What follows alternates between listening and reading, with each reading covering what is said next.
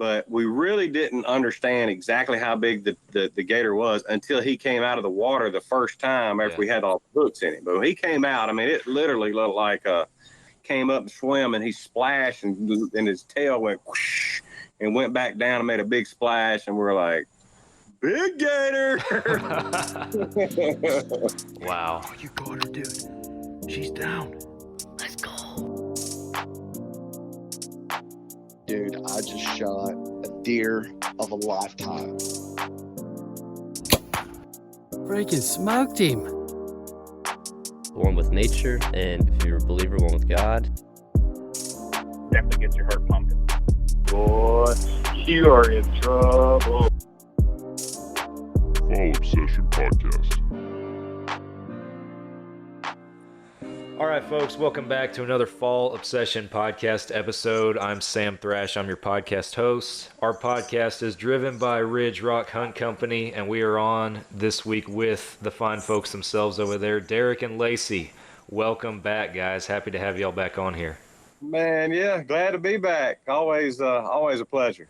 Man, so I know y'all have been busy. I've been busy. We've been trying to set this up, for a little while now, but fill me in on what's been going on, because not too long ago when I sent you a text saying we need to get you back on here was shortly after I saw a picture of you with an alligator. What have you been doing, man? Well, I'll tell you what, that was an absolute riot. I mean, when I tell you, I've been on an alligator once before with my bosses. I work for a fair oil company also, in addition to the Ridge Rock. But I went hunt with my boss's friends, and they didn't quite have the equipment or any of that kind of stuff. And I tell people, and I actually told him, I was like, dude, your friends aren't near about redneck enough to go that. So, which is 100% true. So, but I went with my buddy Hunter Perrette. He has Gator Taker hooks, and like he makes his own hooks. The guy knows what he's doing. He had told me he went on a Montana antelope hunt with us last year, and we just had a blast. And so I said, man, yeah, let's do it. He said, if you get a tag, let's go hunting. I was like, all right, perfect. So we get out on the water on a Friday, probably about 5:30 that afternoon, and just scanning the water, looking for eyes, and then we go cast on some. We snagged a little like a 6'6" right off the bat. Had a little action, got the first experience of actually having to hold its mouth and tape it up, which is, it's really eerie. It's scary. Yeah, I imagine so, man. Holy cow. Because all you think about is the stuff that you see on TV. And of course, if they bite you, they're going to start rolling, and then it's just you lose an appendage or whatever the case may be. So, but anyway, so we had some other guys. So alligator hunting is a team effort. I had the tag, but it wasn't like Derek caught the alligator. It was, once you hook one, it's all hands on deck. Oh, yeah. Literally. One guy's driving the boat, and he's all right, back up, pull forward. It's just a whole lot of action. I tell people my thought process as far as whenever you actually hook one, you get a hook in one, because that's what we do. We throw the treble hooks and get a hook in it. Whenever you actually hook one, it's like 4th and 1 with 2 seconds go, like on the goal line. Yeah. And the gator that we hung, our friends called and said, hey, y'all get over here. We're hooked up to a big gator. So we went to help them. Well, they're sitting there. We're watching them for about 15, 20 minutes. They have 3 hooks in the gator. And I was like, all right, well, y'all got it under control. If y'all need us, we're just going to go right up here about 400 yards and see if we can, get a hook in another gator. So that's what we did. So we're probably about 300 yards from them, and we hook a big gator. He comes to the top. We threw one time, cast one time, and he didn't hook him. And then he came to the top again, and we were able to get a hook in him. And then we were able to get 3 more hooks in him. Well, for 30 minutes, our friends are down there, and they're still fighting it. Well, they end up figuring out that the gator had gotten loose from them, and they were actually all hooked up into a tree in the bottom of the river. And so they were sitting there for 30 minutes fighting a tree, because it's hard to tell, because an alligator, whenever you hook them, they'll go to the bottom and just sit, And so we were hooked up to this gator, and they're like, we've been hooked up to a tree and blah, blah, blah, this kind of stuff. So anyway, we hooked up with that gator at 2:30 in the morning. And by the time we got that gator in the boat, it was 5:30 a.m. No kidding. Yes. Like literally, when I tell you it is 4th and 1 with a yard to go at the end of regulation, you got to score to win. It was 4th and 1 for 3 hours. Holy cow. It was intense. But now the gator, it was 11 feet 4 inches, and it weighed 535 pounds. It was just a heavyweight. Now, there was a lot. There's a lot of gators that were taken in Mississippi this year that were over, 10. I mean, over 11, 12. I think maybe in a few 13s possibly, and some of those, there were several that didn't weigh 500 pounds. They were even longer. So I'm telling you, this thing was like pit bull thick. I mean, that's what it was. And it was a fight, man. I mean, it was just, the poles are just bent the entire time. We had lines breaking, and so we would grab another pole and somebody would put another hook on it and all this stuff. And it was crazy. And then we had to get it in the boat. So actually how it went, for about the first 30 minutes, 45 minutes, we had them. And generally what they said is an alligator can stay underwater for about 45 minutes. And then they have to come up for air. So he came up for air one time, and it was like, zzz, the line going to all three poles. And he come up out of the water, man, and made a big old splash. We were all like, whoa. I mean, it was like really cool. Holy cow. And he went back down, and he just sat on the bottom. And he sat there, and it was like an hour later, and we saw some bubbles coming up. And when the bubbles come up, we're like, all right, he's fixing to come up. Well, he never came up. So we're like, well, good grief. So we sat there and just held it and held it and held it and held it and held it. And we'd pull up, and it'd come up, and we'd pull up, and it'd come up, and then it would just go back down. Well, number one, the current has a lot to do with that. But number two, the alligator actually did not come up for air and just kept fighting and actually drowned himself. Really? Yes. After it was all crazy. that time. Holy cow. Never had that happen before. And so when we pulled it up to the boat, and the reason we knew that it did, because we pulled it up to the boat, they have a flat rope that they have a hook tied to, and so that way you can grip it better. And it's got a bigger hook, so they call it a willy hook here in Mississippi. And so it's a bigger, larger hook, and they throw it, and you kind of just hand toss it, and you try to get a bigger hook in the alligator. That way you can pull it with more force, and got it up to next to the boat, and then they harpooned it, and it didn't splash, or it didn't, because usually if you harpoon a live animal, they're gonna cut up sideways. Yeah. And he didn't, and so we got his mouth taped up and pulled him up in the boat, and that was it. Wow. I mean, but I'm telling you, man, it was to see that, the pictures, and you saw the pictures, but to see the pictures, I mean, it just, like, when we had that thing on the side of the boat, I mean, literally, his head was that big. You're staring at a freaking dinosaur. Yes. I mean, it was literally, it's in the freezer. I was going to say, his head's in the freezer. And I'm not going to get you talk to Lacey, I'm going to get the head. Like, gave our food away out of the freezer to see his head in the freezer. We have a chest freezer, and then we have an upright freezer. And we try to keep our meat and stuff that we use a lot in the upright. And then we had a good bit of turkey in the chest, and then like my vegetables that I put up this summer. And I shouldn't say he did give some away, but we ate turkey nuggets a bunch of nights in a row because we had to cook a bunch of meat up. Wow. In the chest freezer. So, oh my word. yeah, but it literally takes up half the freezer. Holy cow. Yeah. It's big.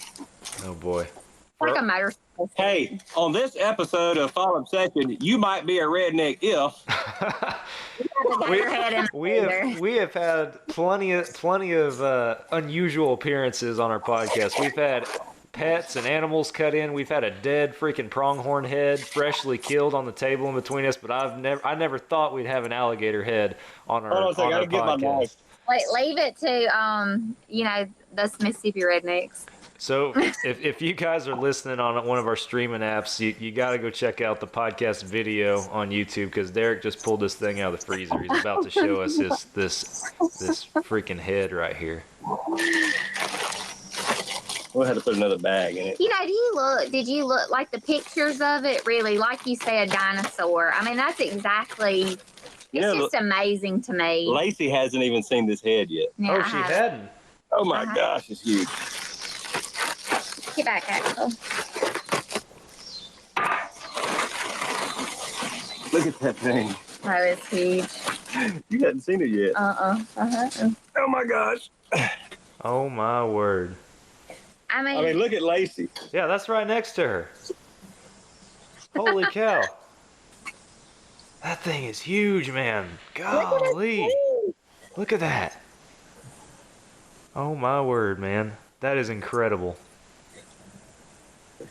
the coloring on it's beautiful. I wish y'all could see it. So I'm 6'2".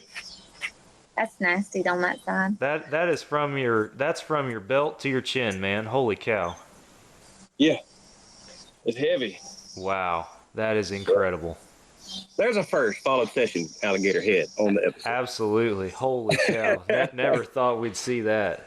Oh my word. Axel, our dog's back here like, are you gonna let me get that or what? My turn, yeah.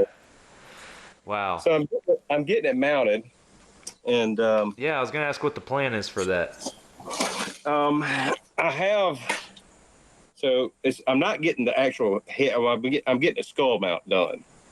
All right, and then what I'm doing from there is there's a guy over in Georgia called Skull Mill Works that puts his bronze and designs and stuff. Yeah. And he's gonna bronze it and put my logo on it. That will look bad to the bone, my friend. Wow. Wow. All right, I gotta get the gator back in the freezer. All right. Well, The hide, he has the hide we're having tanned. So I got it. I'm having it done in a real light, like a light tan, real neutral color. So I'm excited about that. I can't wait. So when you say hide, like I know nothing about alligator hunting or these animals really, but are you talking about like all 11 feet of this thing? Or yeah. Wow. Where's that gonna go? Right above the bed. I'm not really sure. So we did talk a little bit about the last time we were on here. Derek and I just got married, and so we still have two houses. He has his house, I have my house, and we're just kind of back and forth. Izzy is still in school. She's in 10th grade, and she goes to school, where I live, and it's just, it's like 45 minutes apart, so it's not that bad, but yeah. One day we're going to consolidate, and my hope is to have a nice, I'm not going to say man cave because I want it to be part of my cave too. Derek's back there telling me it is man cave. So, but a nice hunting room to be able to put our trophies and our heads, and so that's what I'm hopeful for. That's future, but until then, I really don't know where we're going with it. Figure it out as you go, I guess. We've resolved to we've got several heads headed our way. He's got an antelope that's en route to us right now. And then I have my axis that's getting mounted. I have my buck from last year that is almost done. I'm trying to think if we have anything else. But anyway, I know those three things for sure. We don't have wall space, Sam. It's becoming a problem. So we've really talked about maybe even decorating our offices at work. So I was gonna say, at the rate y'all are going, have to come up with a long-term plan for that. Build an extra room or something. Well, he said that he said I could just build me a big shop, and I was like, no. Oh, no, come on. not yet.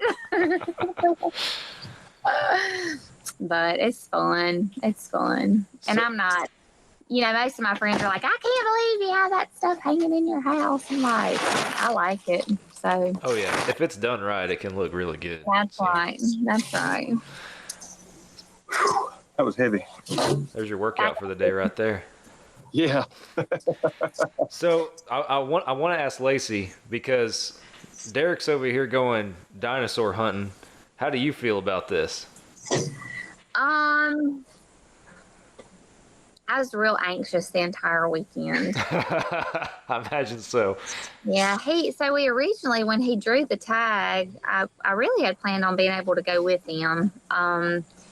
But schedule's just easy. My daughter cheers, and the first football game, second football game, something. We had a football game that night, and I needed to be with her, so I didn't get to go. But I think probably not so much I wanted to be there, because that scares me. I'm just gonna tell you up front. But I guess that maybe I thought I'd be there to protect him and he'd be okay. Don't do that. Don't do that.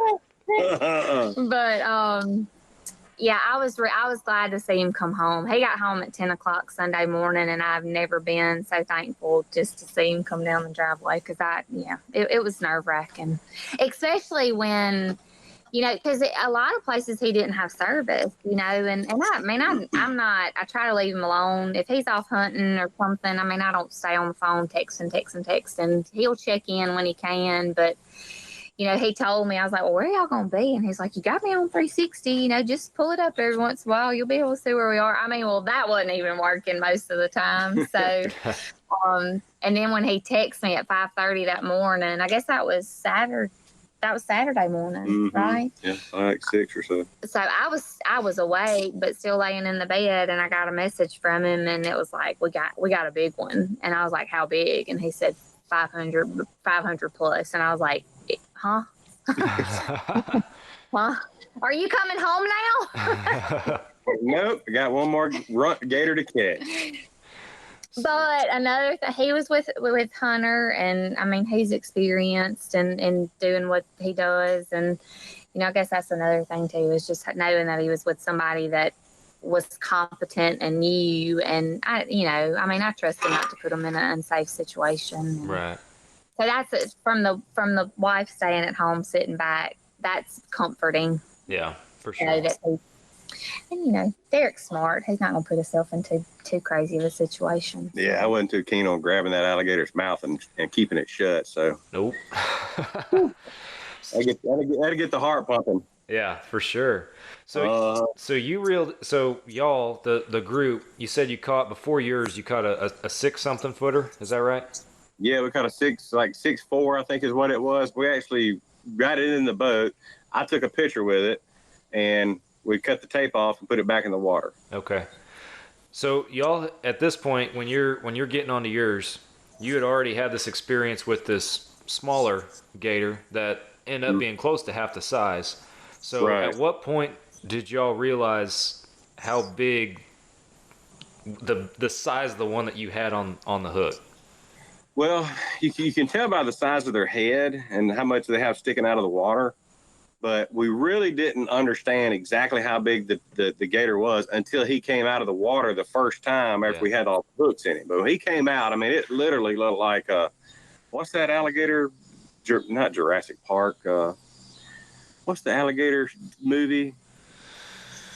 Don't get me guessing movies. Yeah, I'm not good at that either. So, but anyway, that sucker come up out of the water, and he came up and swam, and he splashed, and his tail went whoosh, and went back down and made a big splash, and we were like, big gator. Wow. Yeah, it was fun. Yeah, so we caught the next night we caught 6. You catch one over 7, one under 7. So the next night we caught one that was 6'11" and a half, like literally a half inch from being too big. So wow. Yeah. So, but yeah, we're getting both of them tanned, and it's actually going to be the belly. They only tan the belly meat. Now you can do the whole hide, like the rigid on the back and all that stuff, but we didn't actually do all of that. We just did like the belly stuff, and that way it'll be like we may get Lacey may get a purse made or something. We got some tan, and I got some the smaller one. I got it done in like a turquoise color. Okay. Yeah, but it's going to be cool nonetheless, and I'm probably more excited about the head getting done, because that thing's just freaking big. Well, that's big, and with what you're going to have done to it. Have we talked to you since Lacey killed her axis? I'm trying. The last time we podcasted was turkey season. Okay. So yeah. So it's been a spell. I don't know that we had, honestly. That was in June. Mm-hmm. Yeah, it was before that. We're on our honeymoon to the San Antonio Riverwalk. Yeah. I'm sure you probably have been down that way before. There, yep. And super nice, super relaxed, and then we went on an axis deer hunt. So, and Lacey smoked her one. That's awesome. It was awesome. That's really awesome. Yeah, we've had both Drew and old Nick. Both of them got to go on axis hunts this summer as well, and their first time doing it. And it was awesome to see, awesome to watch. Really cool experience. Beautiful animals for sure. They're gorgeous, gorgeous. That's another hide that I've got coming. So the hide that's left over after they do my mount, and I'm definitely getting a purse made out of it. So I can't wait. That'd be awesome. I've shot one axis deer and it was just a doe, but I made sure that I had that hide tan because it's incredible. Yeah. Very cool. It's unbelievable. Beautiful animals. Yeah, absolutely. So what's fall hunting look like in Mississippi coming up? Well, in Mississippi or kind of what we have planned to do. Mississippi or whatever you got planned. I know that you're and beyond. Yeah, you're traveling a lot. Well, the Mississippi, I'm still waiting for my big. I had my big deer show up like one day. I thought another deer that I had on camera was the one that I call Blade, the one that I shot in the shoulder last year, and I got caught up in the moment, looked at his head right before I hit the trigger on the release. Yeah, and that was I was still dragging my knuckles about that, but. Anyway, so he hasn't been on camera much this year, and I just, I'm keep hoping that he shows up. But we have three pretty good deer on camera. So anyway, that's kind of what the Mississippi season looks like. And I have a couple other spots that the deer really don't probably show up until the rut kind of hits, and that's going to be kind of mid-December-ish, and maybe a little bit before when they kind of get to doing a little pre-rut stuff. But we've been keeping the feeders full and moving cameras around, and honestly, I was telling Lacey I was really needing to go put a feeder or fill up a feeder at one of our other spots that we haven't even had a chance to go to yet. But we've just gotten so busy, and it's just so much going on that it's hard to find time, honestly. So as far as because we've been going to Oxford for some football games because Cole, my stepson, her oldest son, is in college this year. Well, of course, we have football on Friday nights, and then if Ole Miss plays at home, we go to Oxford for the Saturday, and my phone is like literally just always somebody's texting about a hunt or calling about a hunt or emailing about a hunt, or I'm putting some posts on the Ridge Rock Hunt Company Facebook page or Instagram. It's been really busy. Yeah. And it's just been really busy. So that's good. And that's good. Yeah. But as far as other than that, actually I leave. We had a velvet season this year, and before we got on the call, we talked a little bit about that. But football game Friday night, Saturday, Cole came home, so we wanted to spend some time with him. And then Sunday, we had a meeting at church that afternoon, so I didn't even get to go for the first ever Mississippi Velvet season. Didn't get to go, but that's okay. Maybe we'll get to go next year. But anyway, I'm going to Colorado. I'm actually leaving Saturday for an archery elk hunt. All right. And it's a small piece of property. When I say small, because people think of going on elk hunts, they think, maybe public or, hundreds of thousands of acres, this, that, and the other. And so this is actually a private ranch, and it's 4,500 acres. And he's got a couple other ranches that aren't quite as big. But if you look at it on OnX, it's, the migration comes right through there. He actually has 2 hunters in this week. And he said he saw a 350-inch bull running around. And they actually called one up today, And my outfitter guy said that one of the hunters got fidgety and couldn't be still. Elk shows up at 40 yards and spooks and runs. Do what? Oh my gosh. Yeah. I was like, do what? And he was like, yeah. So, well, I guess that's just another elk we'll have an opportunity at when we get there, you know? Yeah. But the thing about elk hunting with archery equipment, I mean, the odds of you getting one is probably, I would say, pretty slim. Yeah. You know, I mean, so if I get an opportunity, you know, in my brain right now, I'm thinking, number one, I get to go to Colorado. Number two, I probably am going to hear some bulls bugle. Number three, I may get an opportunity to see one up close bugling. And number four, may have an opportunity to get a shot. Yeah. You know? So, and in my brain, that's kind of how I'm looking at this hunt, because I've been thinking about it. You know, when you go on hunts anywhere, it's real easy to get caught up in thinking, I got to kill something. Yeah. You know, and especially when you go that far and you spend money and all that stuff, you get caught up in that trap of, you know, the most important thing is for me to get there and to kill something. And a lot of folks just lose sight of the whole experience, you know. And as a matter of fact, that's whenever I talk to people about hunts, you know, I say, hey, everything that we do at Ridge Rock Hunt Company is about you having a great hunting experience. Yeah. You know, I don't guarantee any kills. I don't guarantee, I can't control the weather. It's just a whole lot of stuff that I can't control. And we've talked about that before too. But, you know, I just say, hey, you know, you're going to be on a great ranch and the guide's going to take care of you. And it's going to be this, this, and this. And that's what it is. And, you know, if the stars align and you get to harvest an animal, fantastic. You know, that's kind of the gravy on top. So, yeah, that's the best way to think about it, man. I definitely had that experience in 2019, the last time I went to Montana on a pronghorn archery hunt, and because we hunted all week and were unsuccessful by the end of it, but I wouldn't trade that experience for the world, because I learned a lot and that was my second year going, and I learned far more than I ever retained the first year going, which is the first year's the year I actually killed one. But the second year I learned so much more just through trial and error out there. And the other thing is you're just the environment that you're in, you can't beat it. You absolutely can't, you know. And folks ask me, they're like, well, why'd you go all the way from Texas to Montana to hunt pronghorn? Why don't you go to New Mexico or even the Texas Panhandle, you know, somewhere closer? And I was like, it's Montana.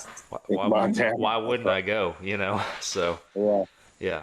That place is it's amazing. And you know, I tell people all the time. I've said it on this podcast, but in a previous episode. Yeah.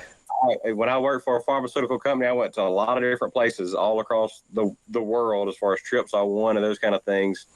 And I was always ready to come home. But when I went to Montana and it was time to leave, I literally had something inside of me saying, this is where you belong. Yeah. I mean, it was just that kind of pull. And Lacey's going to get to experience it next year because we're going on a pronghorn antelope hunt at my place there in southeastern Montana. And so anyway, she'll get to experience it next year and just kind of really take it all in and see all the animals and all that stuff. Because it is a target rich environment. Yeah. For I'm excited. Absolutely, for sure. No Montana this year for you though. No, not this year. No, I had some buddies, which James and Mark and Josh. I don't know if y'all have done the podcast episode with those guys or not yet. But, yeah, we're still trying to set that up, so that's coming. Yeah. Those guys, they had a blast. I mean, every one of those guys were just like, man, this was the best trip ever, one of my top hunts ever, and all this. Yeah. So, but anyway, I didn't get to go. We didn't go this year because I was determined to go elk hunting this year and was able to get all that worked out. So I just said, hey, I can't, number one, I have a regular full-time job, and well, really I have two full-time jobs. Yeah. Yeah. And well, actually 2.5 full-time jobs because I have to do social media and different things on the side for different companies or whatever. So, but anyway. So it's been, so I had to kind of pick and choose, and so we'll be going back up there next year and having a big time. So wish you and Nick could come go with us. That'd be a good time. Yeah, we've been putting in for it every year. Just these last 3 seasons now, we've been unsuccessful on our draw up there. So Yeah, we're fingers crossed every year. But either way, and I'm sure that between now and next fall, I'll get with you on some other stuff. But Nick and we're like, man, we gotta do it. We love hunting Texas, don't get me wrong, but we gotta do a trip of some sort, even if we don't get Montana again. I was like, right. we're both determined next year we're going somewhere. So I'm sure we'll use we'll use you guys in Ridge Rock to help make that happen. So let's see, we both got drawn for Kansas this year. Awesome. For Kansas Whitetail Hunt. One of my outfitters up in northern Kansas, really good spot, a lot of big deer. We'll actually be up there the 31st of October through November the 5th. Okay. So it's like prime time. Yeah. Prime time. Oh yeah. Last year, my buddy Stephen Kofelt and my best friend, 2 of my best friends, and Jim Kent were up there because I kind of have that's my week or whatever. And Stephen grunted. He had 9 shooter bucks, 150 or better, in one spot, just constantly coming through. What? 9. Let me say that one more time for the people in the back. 9 shooters. What? One that morning, and it was like the hottest doe in the world just happened to show up right there at the right place, the right time, and he was in a 10-foot tripod. He hold on a second. I've got to show this. Yeah. 9 shooters. That is 9 shooters. All right. So he's sitting there and he grunts up a buck, and he looks to his left, and I'm gonna show you the picture of the deer that was there. I don't know if you can see this or not. We'll give it a shot. I'm gonna cover up the guy's face so you don't see it. Oh my word. Did you see that? I can see that. What in the world? My buddy Stephen Kofelt had that deer at 8 yards. 8 yards. 8 yards. And he said he turned his head and he looked, and he said, and when I turned my head and looked at him, that deer was looking at me. And he said he turned off and hauled tail. Oh my But the neighbor killed that deer like 2 weeks later, scored 214. 214? 214. Typical or non-typical? I mean, he's kind of typical, but he's got a rack inside his rack. Oh, okay. I don't know if you can see that on the thing or not, but you see that rack on the inside there? Yeah, I see that inside. That inside I mean, tire that is right just, there. That's that crazy. It's huge. So anyway, so we're going up there this fall, the 31st through November the 5th, and looking forward to it. And of course, I do a lot of work with that outfitter and stay in contact with him throughout the year. We've become friends, and so anyway, I actually sent 2 cameras up there for him to put out, and so we got more cameras out to try to make sure we getting hunters on deer and opportunities for deer that are daylighting, that kind of stuff. Yeah. And so it's a lot of work that goes into it, and and that's what a lot of people don't understand the work that I do, because I think that a lot of people think of a hunt booking agent may not be as legit as some other like other deals, Right. but I do things totally different than anybody else. I stay in contact with my outfitters throughout the year. I call them and the hunter before the hunt. I keep up with all of them during the hunt just to make sure things are going smooth, and then I follow up with them after the hunt. So Yeah. But anyway, we try to get folks in good spots. Yeah. And something that they want. If somebody says they want 5-star lodging, then I'm probably not going to send them to this place. Right. But anyway, but it's so we have Kansas, and right now we don't have anything else kind of planned for the year. Not saying that something couldn't pop up, but Right. we'll kind of play that by ear as it comes. Absolutely, man. Well, that's awesome. Yeah, those Midwestern whitetails, man, they grow them different out there for sure. I just actually the podcast that's going to air at the time this episode's coming out, it'll be last week's episode. I sat down with Dustin Huff. You know who Dustin Huff is? Yeah. Yeah, killed the biggest typical whitetail ever killed in the United States last year, and we sat down with him last podcast and let him tell his story and everything. And I know he's been on other podcasts and stuff before telling that, but man, just everyday blue collar bow hunter, and 211-inch whitetail comes walking through the woods. It's absolutely insane. So I couldn't imagine how he felt when the deer started walking up.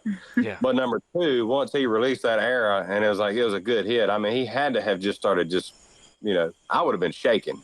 Yeah. He said that, he told me, and I encourage our listeners to go back and listen to the episode right before this, where we talked to him, because it's incredible to hear him tell a story. But he talks about how he thought that it was like 180-inch deer, which still his best deer ever. And the thing he was most excited about at first was that the biggest deer that had been killed on that property was his dad's deer a few years prior, which was 153. And the thing he was most excited about was killing a deer bigger than his dad's deer.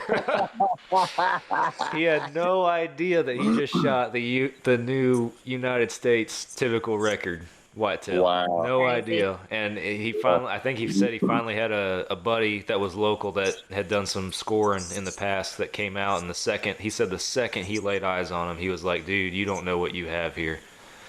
So it's a crazy story. You never know, man. You never know. That's right. Yeah. It's amazing how those deer, it's just amazing. I mean, especially in the Midwest, with it's just not much trees and just a lot of wide open country. I mean, I guess it just has to do with the rifle season's 2 weeks.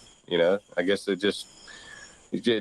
it evens the playing level. I guess with the archery season being so long and it just being a small amount of rifle time. So plus, I guess they get a better opportunity possibly to breed. I mean, who knows? But those things are special. So we're excited. We're super excited. Yeah. I would be too, man. Well, good luck to y'all.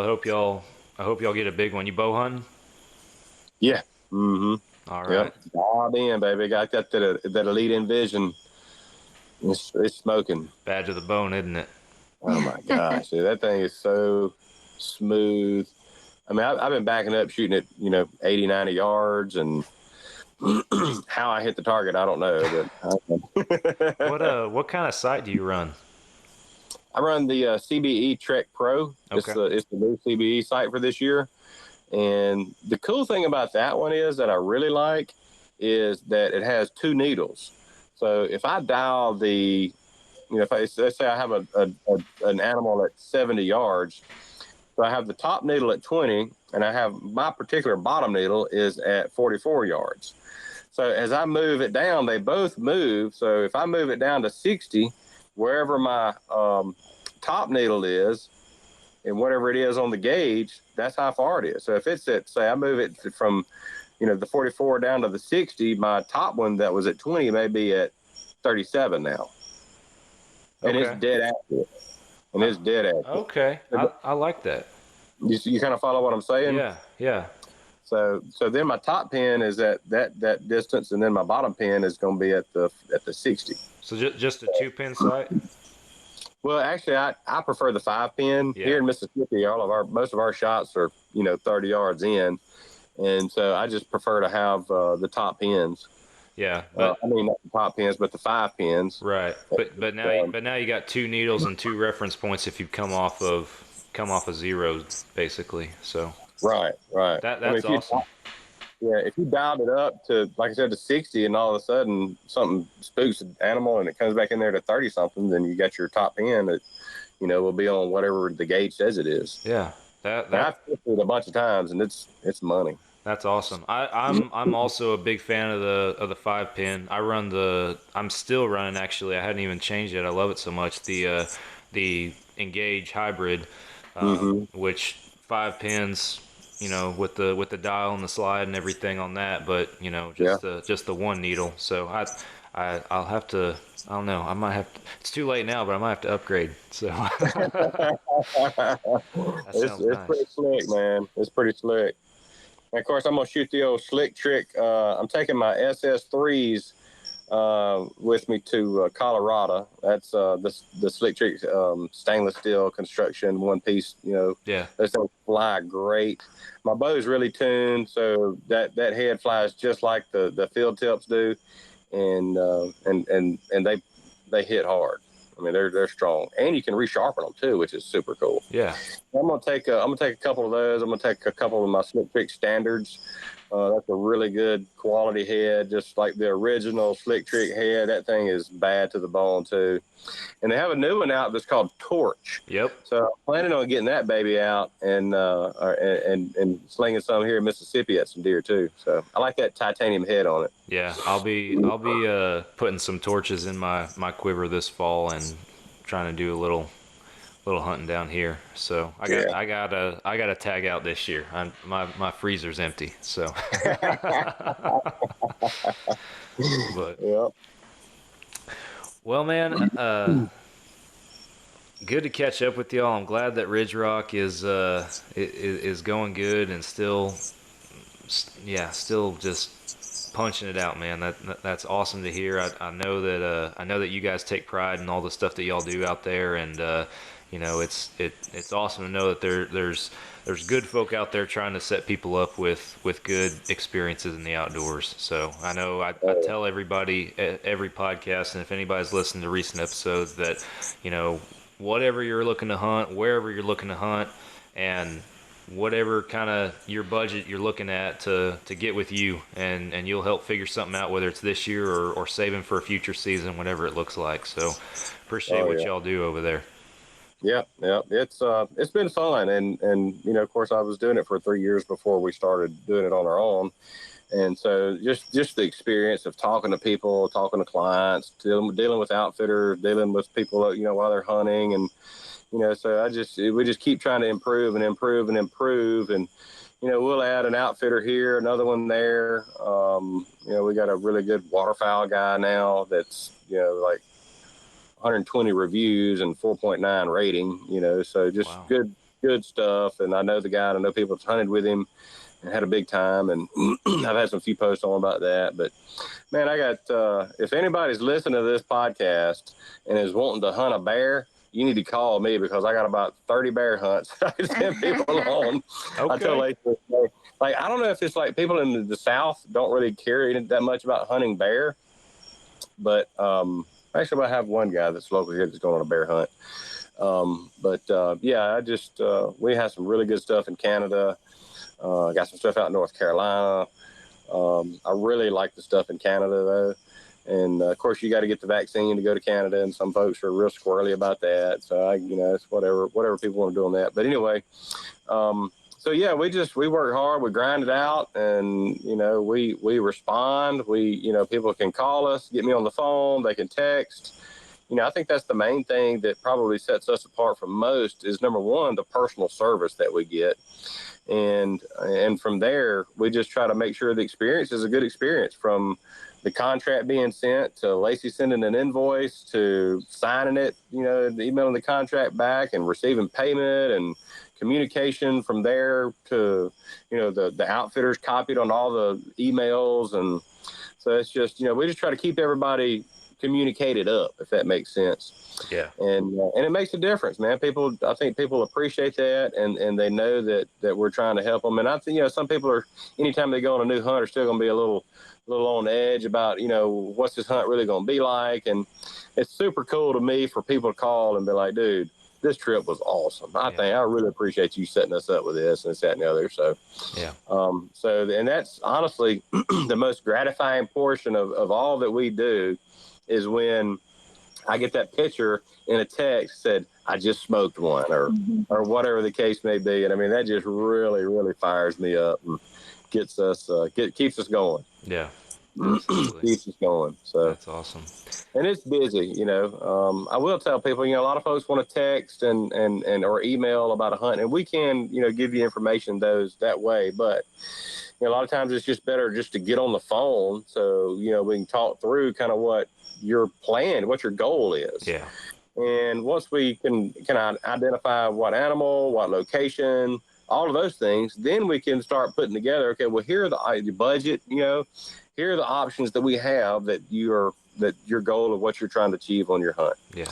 And hey, sometimes it works out great for them and they want to do it, and sometimes it's, you know, maybe a little bit too high or maybe a little bit too far or a little bit something. And but you know, I tell it like it is. I don't sugarcoat anything about the locations. You know, I'm not going to tell somebody, oh yeah, you're going to kill a 200-inch deer there this year. You know, it's like, hey, it's hunting. You know, the deer there, they're a big deer there, or you know, whatever they're doing. You know, I'll shoot them straight. And you know, because when you tell people it's going to be something and they get there and that's what it is, then you know, you just your level of trust goes up, and that's, you know, that's what we want as hunters, is people to be able to trust us, and we trust that they're prepared to go hunt and capitalize on a situation when it presents itself. Absolutely. Very cool. How many outfitters are in your network? Right now we have about 53. Awesome. About 53. And matter of fact, I have some of my outfitters have started saying, hey, you do such a good job with me for this. I have a buddy that's in Canada or wherever. Let me link you up with him. He could probably use a little help booking some hunts for them too. Awesome. And generally what that actually comes from, Sam, is excuse me, the personal service. Like I said, you know, maybe they've had somebody booking hunts for them in the past, and they've grown to a much larger company, and they lose that personal touch, and then the outfitters just don't feel like they're as valued anymore. So I just, you know, I think the personal touch is a lost art in this world, and because of technology and because of, you know, the different means of communication other than getting on the phone and just talking, you know. So that's what we try to do. Do it the right way. Takes a little bit more time and a little more effort, but you know, if it's not quality, I just don't like to mess with it. And if I'm gonna do it, we're gonna do it right. Absolutely. No, that's the best way to do it, man. Good for y'all. That's good stuff. Oh yeah. Well, I know, like we always do, after we hang it up, we'll probably hang on here for a second and chat. But to wrap up the podcast, tell folks where they can find y'all, how they can get a hold of you. Well, the best way for the Ridge Rock Hunt Company, you can either go to the website, which is www.ridgerockhuntcompany, and that has all of our social media contact information on there. And so you can click on it, it'll take you to YouTube, it'll take you to Instagram, it'll take you to Twitter, it'll take you to Facebook. We are kind of twinkling around a little bit with the TikTok, having some kind of fun with that, doing some different stuff. And but so Ridge Rock Hunt Company on Facebook, Ridge Rock Hunt Co. on Instagram, Ridge Rock Hunt Co. on Twitter, and then Ridge Rock Hunt Company on YouTube and also on the TikTok. So a lot of different avenues. Sometimes we kind of mix it up on the different pages, you know, doing different things. We post probably the primary posts for some of the hunts that we have available are going to be on the Facebook page. So that works pretty good. Awesome. You know. Yep. Well, I've said on the podcast before, I can't open up my Instagram without seeing something dead from old Ridge Rock Hunt Company on there. So.